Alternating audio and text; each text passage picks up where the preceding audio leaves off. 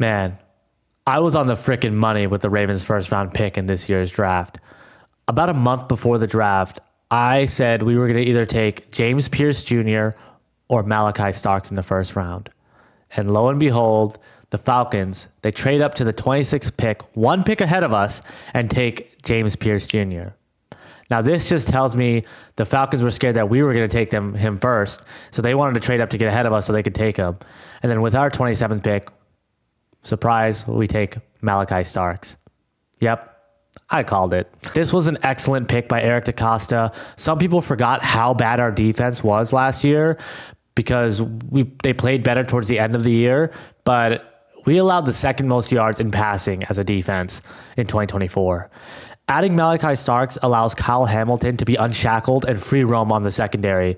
And to be honest, it also allows Malachi Starks to free roam as well. He is a ball hawk as well. But it just makes our defense overall very versatile and very fast, especially with Nate Wiggins on the team.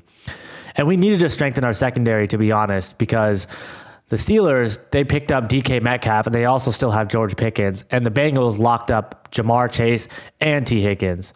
So for those 4 games against those 2 teams, we will need all hands on deck in the secondary.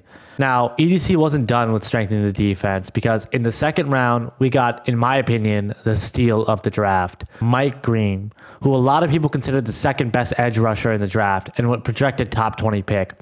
Now, he fell to 59 to us because of his allegations off the field. He had 2 sexual assault allegations, one in high school and one in college while he was at Virginia. There has been no civil or criminal case filed for these allegations.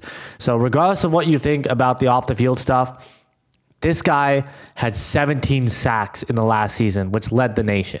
17. If this guy lives up to the hype, our defense is going to be unbelievable. There's going to be no glaring hole. Honestly, I fully expect our secondary to be close to the Legion of Boom level good. I can't emphasize how dominant I think our defense is going to be. I don't think the NFL realizes what they did by allowing us to get Malachi Starks and Mike Green. We essentially got 2 top 25 players on the draft and probably 2 top 15 defensive players on the draft with our 2 picks. It's unbelievable. We essentially got 2 first-round picks, which is pretty crazy. And honestly, after these 2 picks, I feel like this is already an A-plus draft to me. Like I said, we got 2 top 25 picks, so anything after this is just icing on the cake. EDC went on to fill pretty much every gap we needed. He drafted Emory Jones Jr., a tackle we're converting to a guard to compete for one of the 2 starting guard spots. People are also forgetting we drafted Andrew Voorhees last year. He tore his ACL during the combine, and he'll compete for the other guard spot along with Garrett Dellinger, who we drafted in the 7th round. In rounds 4, 5, and 6, we added more depth. Ted Buchanan, a linebacker, Carson Vincent, a left tackle to cover us if Ronnie Stanley gets hurt again. I'm not sure I'm pronouncing this right. Bahal Cone, a cornerback. LaJonte Wester, a wide receiver. Aninas Peebles, a defensive tackle to hopefully replace Michael Pierce. And Robert Longerbeam, another cornerback. You can never have enough corners, so that was a good depth addition too. Now, for the elephant in the room, we drafted a kicker in the 6th round, Tyler Loop.